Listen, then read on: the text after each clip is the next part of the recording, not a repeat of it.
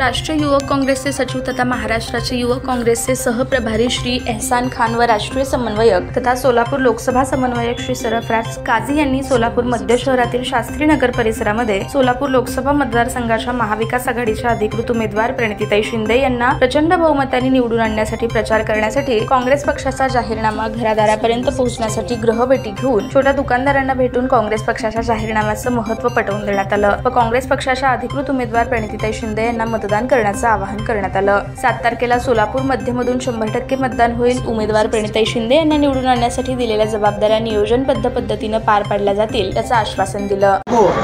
हर महीना 8,500 रुपए मिलेंगे, साल के 1 लाख रुपए, ये राहुल जी की गारंटी है। जैसा कि कर्नाटक में, तेलंगाना में राहुल जी बताए थे, बोलने के बाद यहाँ पे 200 मिनट दे और महिलाओं को हर महीना 2,000 रुपये आ रहे हैं, युवाओं को 3,000 रुपये आ रहे हैं और घर में 5 लोग रहेंगे तो 50 किलो अनाज आ रहा है यहाँ पे कर्नाटक में। तो राहुल गांधी जी ने यहाँ पे अपने सरकार बैठेंगी कांग्रेस की, तो यहाँ पे अपने को सब्सिडी दे। ताजा बातम्या पाहण्यासाठी प्राइम महाराष्ट्र न्यूज चॅनलला सबस्क्राइब करा।